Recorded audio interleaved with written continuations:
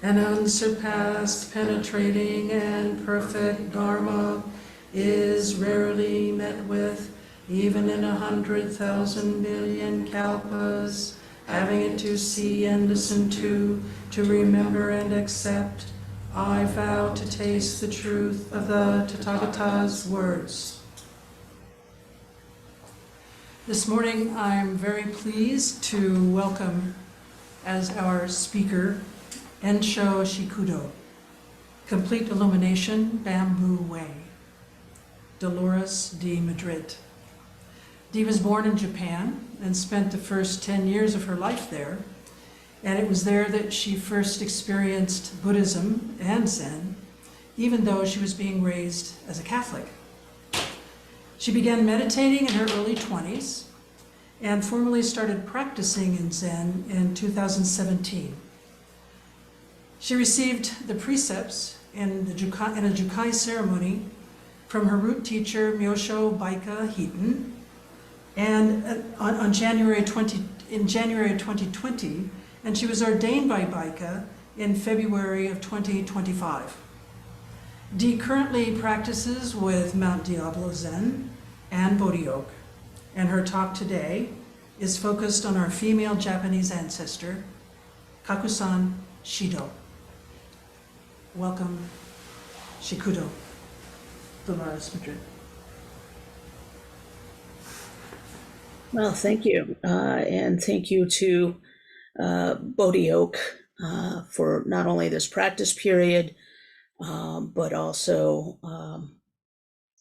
just being a source of great comfort and wisdom. So, Kakusan Shido, our female ancestor, who is she? Who was she? So she was born in 1252, trained at Engakuji Temple, founded the Tokeiji Temple in 1285, and passed in 1306. She was born into the very powerful and influential Adachi clan. And this clan was a Bushi family, which is a warrior class and nobility family. She married her cousin at a very young age, was wife to Hojo Tokimune, who became the official regent of the shogun, and that was a very powerful position. So he was one of the most powerful men in Japan. So both Lady Horiuchi, which was her name before ordination, and her husband Hojo Tokimune practiced Rinzai Zen. So this point in Japan's history, women that were part of the warrior class were able to train in martial arts. They trained with weapons. They defended their homes and families and themselves, and in some rare cases, actually fought beside the men. They also were able to wear what is called a kaiken, which is an 8 to 10 inch single-edged dagger, usually used for defense in close quarters, like in a home, in a temple, in a castle. But also you see it usually in movies where they're using it for seppuku. So women at this time in Japan's history were warrior women at this time were very strong.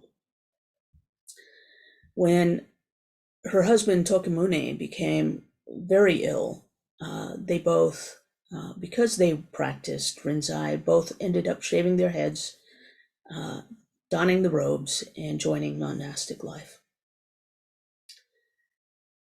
So now Kakusan Shido, as she was known now, trained at the Engakuji Temple, which was a very notoriously tough place to train, and her teacher was Tokei.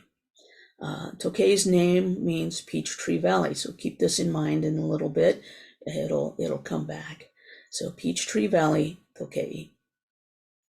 So eventually, Tokei decided to perform a transmission ceremony, or Inca. So that would give Kakusan Shido the ability to teach, and to teach independently. During that ceremony, she was seated at the front of the altar, and the monks within the temple questioned her. This questionings were intended to assess whether or not she was worthy of transmission, and to test her knowledge and skill. So the head monk, who was not terribly supportive of a woman receiving transmission from the temple, was particularly hard on her during his turn, and he challenged her. He challenged her by saying, "In our lineage, anyone who receives Inca must give a discourse of the sutras. Are you capable of doing this?" Her response was very quick. She stood up, pulled out her dagger, and held it in front of his face, and said, "Every Zen teacher in the lineage of our master should teach the sutras. But I am a woman of the warrior line, and I speak the Dharma face to face with my dagger drawn. What need do I have for books?" She was really quick to respond, and he somehow kept his composure and continued on with his line of questioning by asking another question. "What was your original understanding before your parents were born?" She responded by sitting in silence, closing her eyes and sitting. After a moment, she opened her eyes again and said, "Do you understand?" The head monk then responded with a poem. "Here in Peachtree Valley, a wine gourd has been drained to the last drop. Drunken eyes see 10 miles of flowers." And her final response was I not directed to the way even before the births of my mother and father? Kakusan Shido received transmission, founded the Tokeiji Temple in 1285, was the first abbot, and of course began to teach. Her temple was well known for being a refuge and a sanctuary for women who sought shelter from usually abusive husbands or abusive the abusive marriages, or just a place to shelter and leave. So at this also time, men could divorce without any real problem their wives, but the women could not seek divorce. Only through staying at the temple for 3 years could they then get a certificate of divorce, or divorce their lives from their husband. So it was a place where women sought shelter. Another unique thing about this temple was a form of zazen that they all practice. So at one point, Kakusan Shido had installed a huge mirror in one of the halls, and she had to pass through this hall to get to the meditation hall. So she would pass this mirror every day on her way. One day, she decided, "I'm going to sit zazen in front of this mirror." And eventually, she started doing that on a regular basis and moved her cushion to sit in front of the mirror every day. At first, she had a really hard time sitting and meditating in front of the mirror, sitting zazen. Her mind would bounce from topic to topic and wander, and she felt her body being uncomfortable and shifting. She could not seem to remain still and keep that steady gaze into her own eyes. even though she had been practicing Zazen for quite a while and was very accomplished at it. Something about that mirror and being able to see herself made her incredibly uncomfortable. But after a while, and through much practice of practicing and sitting in front of that mirror, she was able to see herself in that mirror. She was able to keep her own gaze. And once that happened, she was able to sit with her reflection and herself, and she was able to be still and calm and settled. She wrote a poem related to her sitting zazen in front of the mirror, and this poem reads like this: If the mind never rests on a single thing, nothing can be clouded. No need to speak of polishing. It became a regular practice for her and the nuns of Tokeiji to sit zazen in front of that mirror, and many of them wrote poems on the topic. Kakusan Shido was a woman of time and class. She was strong, direct, but even this strong warrior woman and bodhisattva had difficulty seeing herself in that mirror.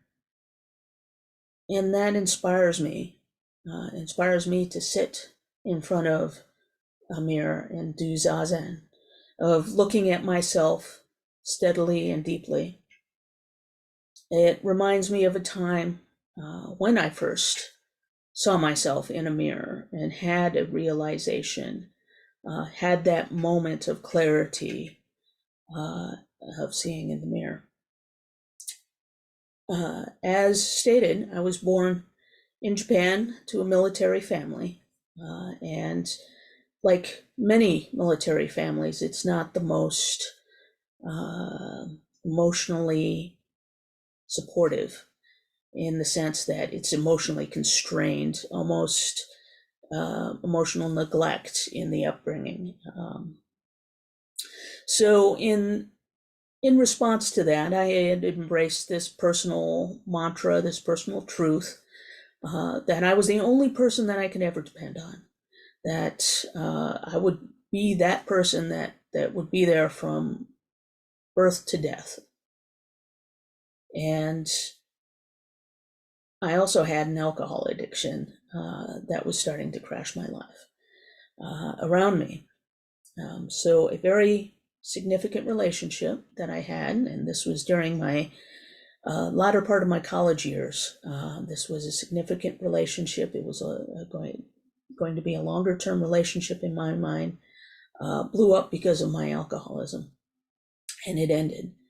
And the night we broke up, I proceeded, of course, to escape my suffering, push it away from me by ingesting a fair amount of alcohol.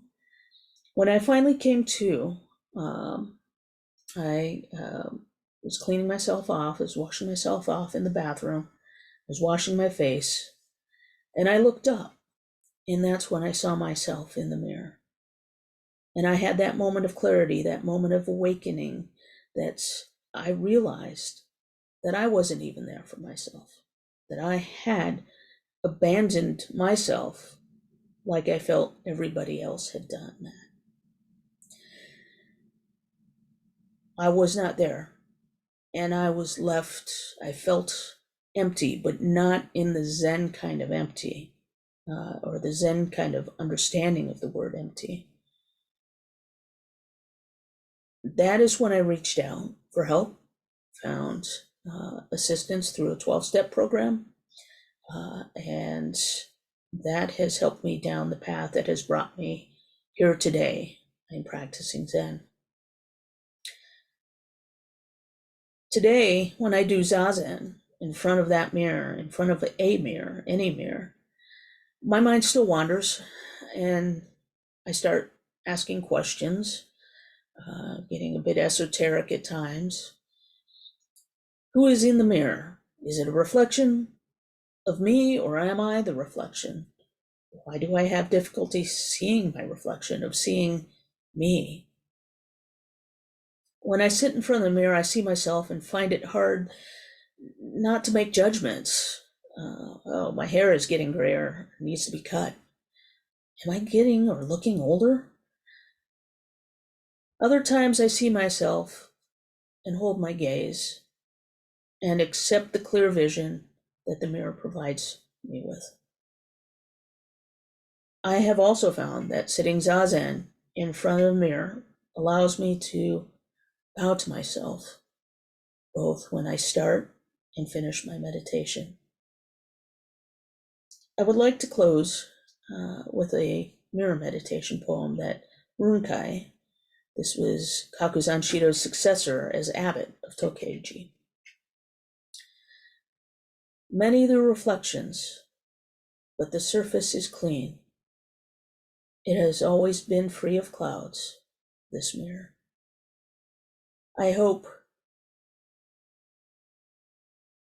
at least, you try zazen in front of the mirror. It is quite enlightening. Thank you for being here today, and thank you for having me here to speak.